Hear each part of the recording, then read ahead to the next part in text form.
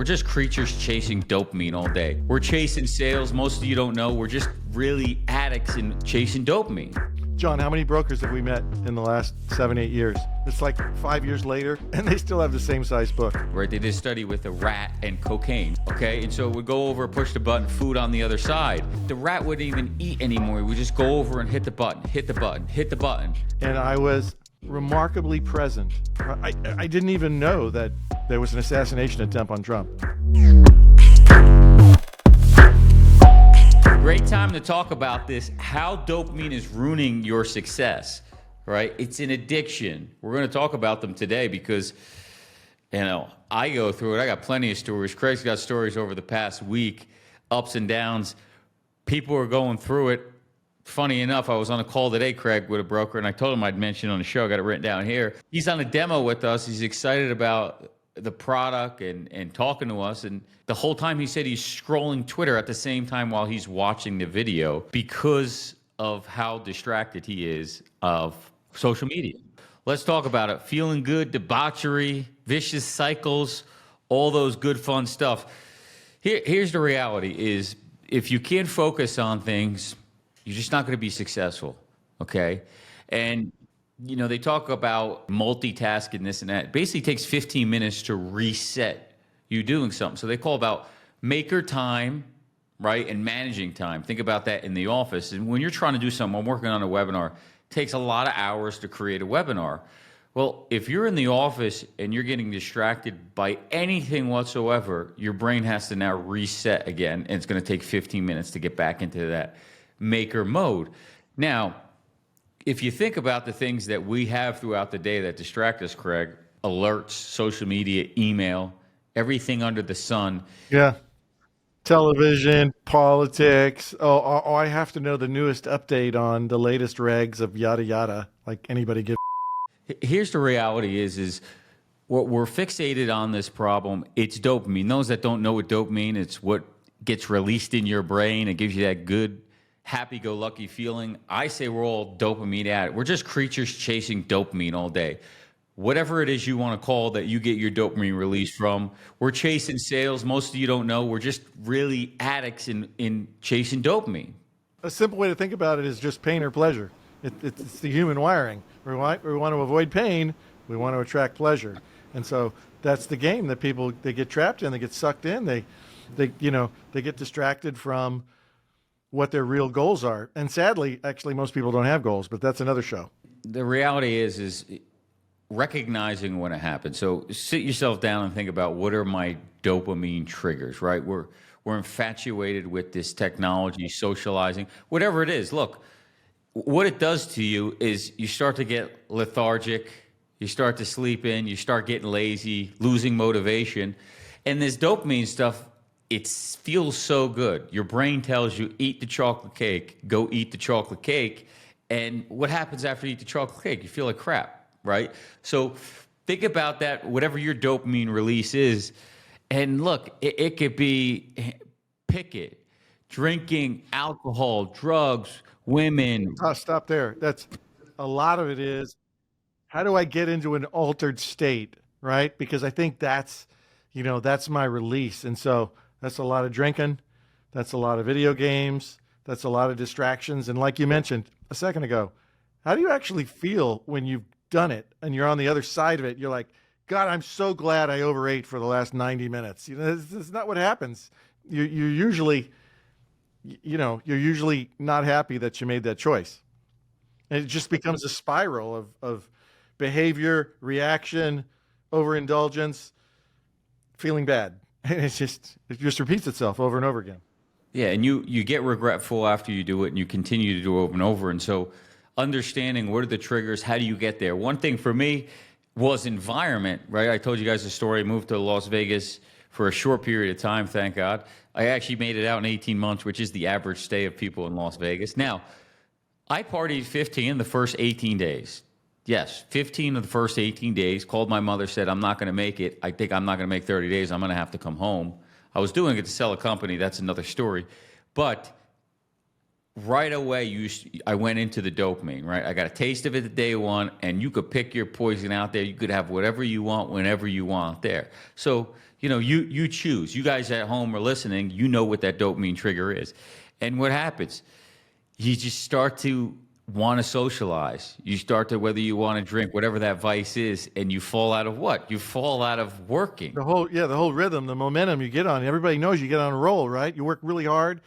You work intensely for maybe short periods of time.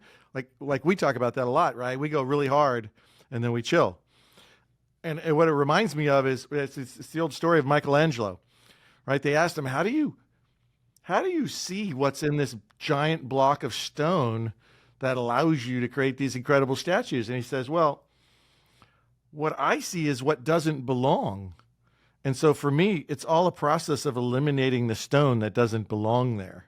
And I always thought that was pretty insightful, because life is a lot like that. It's getting rid of the shit that doesn't serve you or serve your purpose or serve your why.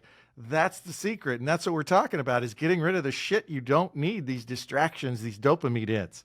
In the beginning, it's easier. You're hungry. You're chasing business, you're trying to write business, you're growing your book of business. Then you get to the point where you're making a lot of money, or X amount of money, and you go, I don't really have to do this anymore if I don't want to. Let me indulge on these other things in life now that I have money. And what happens? The downward spiral starts, right? And, it throws you off your mark. You start to lose passion in what you do in business, and you start questioning things, right? But how do you fix it? You have to start recognizing it's happening, right? Whether it be social media. For me, it's environment, right? I started to crave post-COVID. I don't know about you guys. I started to crave social environment. I never wanted to be around people socially, right? I do my thing at work. I come home, leave me alone, get away from me. I wanted to be social, right? Go to cigar lounge, go out to eat, to the bar, whatever, be around people. And you start to crave this and start doing this over and over. And then what do you do when you're socializing? Well, you're at the bar, you have a drink. One drink leads to another drink. That leads to other debauchery, right? And you start to go down these vicious cycles, and you're laying in bed at night or the next morning going, how the hell did I just did this 3 days ago. Doing the walk of shame? Yeah, I woke up miserable. I'm not going to do this again, right? And then you go a couple days. You can get past a couple days, but then your mind starts playing tricks on you, especially the good old one that says, you deserve it, right? You worked hard. You just closed a deal. You deserve it. And what happens? You fall right back into the trap. And so recognizing some of these triggers, because where are you? Where is the environment? What caused it to happen? Is it people you're hanging out with? Is it places where you're going, right? Because all it's going to do is just ruin your mood. It's going to ruin your rhythm and take you back. And ladies, and you all know, a lot of times, most of the time, it's the people you hang with, right? Your net worth is a function of the 5 people you hang around the most. Mind explosion, right? You want to know why you're stuck in time? John, how many brokers have we met in the last 7, 8 years? It's like 5 years later, and they still have the same size book. Inflation increased it a little bit, and then they lost a couple clients, and then, and they're just not realizing their potential. And it just becomes a trap. And so, look, we're just here to point out things that most people already know, to remind you that there's ways to solve it. We've solved it. We've lived all the shit that we talk about. This isn't theoretical. We aren't professors. We aren't people who've never been a broker before. We've lived all this stuff. We've done it wrong, and we learned how to do it right, and we learned how to work smarter. And you learn that I think we did a show once. No is a complete sentence. Let me tell you what happens. The more money you make, the busier you get, and the more important it is to learn to say no to things. And those no's are almost always distractions or things that are just too small. They're not worth your time. And that's a place you want to be. Yeah, there's a difference between chasing happiness and avoiding activities that just trigger dopamine spikes, right? The drink, the chocolate cake, whatever. Once you get the dopamine spiked, Thursday night in my brain is always, we used to have a drink here and then I would do something Thursday night. That was my night out. Tonight I was craving it. My brain was already thinking, I'm going to have a drink and go out. I don't know what you're talking about. I already know I have to get up at 5:30 in the morning to go to something, and it's like, no, I can't do it. I can't do it. But if I do, I want to have one drink during the show. If I have one, I know it's over. I'm not going tomorrow at 5:30. Unlike John, I can have one drink. It's okay. Like, Yeah, you can. I won't. I'll keep going, and that's it. It's over. And so these collapses, this debauchery is going to happen. We've been through it. So figure out is what could you eliminate and realizing the triggers that are happening, because it's all trick. You ever did this study with? I mean, talk about addiction of dopamine, right? They did a study with a rat and cocaine, right? They put him in a cage. You know, a button in there. It pushes the button, and it puts shoots to its brain. Okay. And so it would go over, push the button, food on the other side. And, you know, they put the food on one side. The rat wouldn't even eat anymore. It would just go over and hit the button, hit the button, hit the button, and starve itself. Then they even tested just how powerful dopamine addiction is. They even put basically like a grid that would shock it to walk over it. If it walked over it to the button, it would shock the shit out of it, and it would still go over it to push the button to get the dopamine release over and over and over. So think about yourself. What the hell are you shocking the hell out of yourself with, whether it be drugs, alcohol, gambling, Netflix, eating, whatever it is? Yeah, it's what you're doing to it. It's a trick. It's short term. It's called the animal side of the brain, right? You're releasing the short term dopamine. It's kind of like short term money, chasing short term money. Feels good, sounds good, but it doesn't last. And so if you chase the short term dopamine, you get the spikes, but boom, boy, do you come down, and they don't last. So for me, leaving, not being passionate about business, where I got the dopamine release on the chase and the longer journey chase, you start chasing the short-term one, right? Well, I got a taste of the good life. I start hanging out with Craig. I make a few bucks. I start drinking the California wine, hanging out, smoking good cigars, so on and so forth. You just go, I can just get dopamine like that now, right? And you forget about the other one. This becomes boring and too much work, so you fall out of the cycle of what you're doing in business and in sales, and that's where you got to catch yourself and go, oh, shit. How do you stop it, Craig? I mean, it takes, what do they say, 21 days to start a cycle. And so it's going to be hell when you stop drinking or whatever it is. It's going to suck. You're going to go way down before you come back up, but it does wash out of your body. You basically have to reset your dopamine. Yeah, I think it was Ed Milet, right? He's like, choose your hard. Being broke's hard. Being rich is hard. Choose your hard, right? Having a $500,000 book is hard. Having $1 million book is hard. Choose your hard, and it really doesn't matter what it is. And so, I like his stories all around that. And then you mentioned, I just got back from vacation. This literally is my first day back, and I would leave tomorrow if I could. It was the best week I've had in years, and I was remarkably present. I didn't even know that there was an assassination attempt on Trump. No, I didn't turn a TV on for a week. And that's part of the process of being present, right? And that's releasing and getting rid of shit, right? Oh, I should check my emails because, if that client reaches out and I'm not there, they might fire me. All that ridiculous bullshit you tell yourselves about why you're so important. It's bullshit. Die tomorrow. They'll have a new broker in 30 days. Guaranteed. Guaranteed. You're not that important. And so you learn that over time. Hopefully you learn that, right? We still talk to brokers like, oh, I have to be the one. No, you don't. Bullshit. No, you don't. You just let your clients train you. You need to train your clients. That's the reality. I've lived it. It works. Period. End of story. And so, yeah, you get more out of doing less every time. Yeah, eliminating, simplifying your life, all the things that you have around is just more and more distraction. The more money you make, more toys, more distractions. I was just watching on, of course, Instagram, because you have the interest-based platforms where they're just phenomenal at knowing. I got issues with my back. I am getting hit with so many, not ads, just videos of people making back stuff. Now, sometimes it's great. It's perfectly what I want to help me with my back pain, but it's sucking you into the platform and just takes over your brain. That's what it's designed to do. And so unless you eliminate it or figure out a way to step away from it, forget about it. You're gonna lose to the algorithm. Yeah, yeah. They know once you buy something, they own you.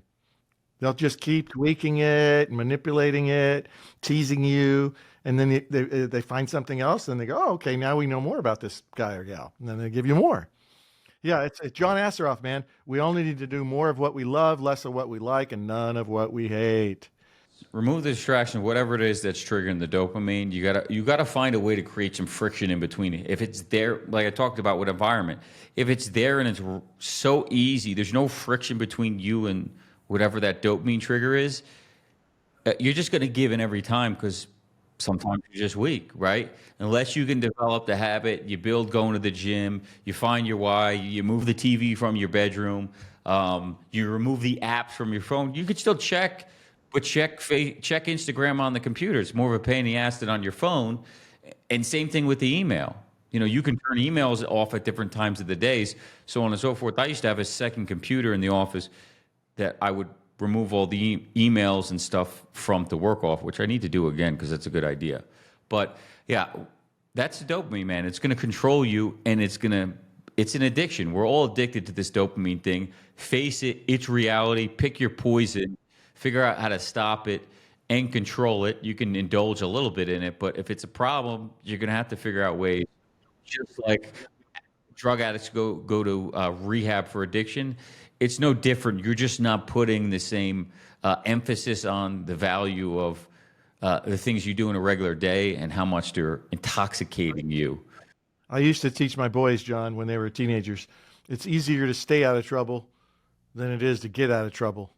And I relate to them as their dad, but not only their dad, but a married man. I'm like, so guys, this is my reality. These are my rules. I don't ask anybody to live by them, but I live that rule. And one of those rules is, I go on road trips. I'm gone. I'm flying 200,000 miles a year. Shit, I could get into trouble. But I always found it easier to stay out of trouble than it was to get out of trouble. And for me, I'd give an example. I said, guys, we get together and we have these events and guys go to the strip club. And I'm like, there's no possibility that anything good can come of this. And I don't want to be in a position, since everybody owns video cameras, to explain to my spouse why I'm I don't know, getting a lap dance or something, right? It's like, so if you don't go and you don't put yourself in harm's way, you're not going to have to deal with the negative consequences. And so it's probably an extreme example, but it's just an idea of avoid it. And then you're not going to have to deal with the shitty feelings of, I drank too much, I ate too much, I stayed till the close, and then, did the walk of shame the next day, or whatever it is for you. I binged watched, 8 hours of Game of Thrones, whatever it is. You never feel good about it when it's over. What happens is, it's especially for me as you get older, I go back to drinking because that's the one that throws me under a lot of times. Is like, if I go out drinking for the night, it's a 2-day recovery process now. My brain's foggy. I'm not sharp. I'm not in the game. So there's this longer process. And when I'm in a rhythm and I'm rocking, and now when I think about going out or having a drink, I go, no, I don't want to suffer the next 2 days and get out of rhythm and work myself back into this rhythm I've gotten myself into with just working and getting natural dopamine versus the short term quick fix dopamine, because your brain is going to keep playing tricks on you. It's just really good at that. Calling you, when we're talking about sales, I'm a loser, I'm a loser, I'm a loser. It's going to do the same thing with trying to get your dopamine. Imagine the perfect video sales letter, the perfect script. That's what your brain does to you, because it's not working for you, because most people don't control that software and they don't realize you can catch it. You can catch those thoughts that create the trigger, that create the behavior, that create the action, that create the bad feeling. And all of those things you can control, but it takes practice. It takes awareness. And it's just a game. You got to learn how to play if you're going to commit to realizing your potential and being all you can be, which is, sadly enough, like I told you for years, John, a 20% increase in your efficiency, your working smarter, can double your revenue. It's not, you don't need 100% more effort. No, it's a very small percentage. You just learn to be smarter because you learn to say no to a bunch of shit that doesn't serve you. Yeah, I think we'll close it out there. But 21 days to break the habit, whatever it is, identify what it is. If you got a spouse, make a deal with you to keep you from doing those things and hold you accountable to keeping you from doing those things. 21 days, it'll get better. It's going to suck for a while. Once you get out of it, you'll be rocking and rolling. Make rules with yourself. Don't make any deals with yourself. You didn't earn it. You didn't this. I don't, need to socialize. I haven't done it in a month. Don't do it because you know the trap and the cycle falls you into where it's only short-term dopamine. It's not going to give you the happiness and the long-term dopamine that you're getting from what you do that you like on a daily basis. So we'll end it there. Stop letting it affect your success. Get rid of the dopamine addictions, and you'll have a lot more closes, a lot more success, and more money. So thanks for joining us. The Pets Advisor. We'll see you next week. Same place, same time. Thanks for joining us.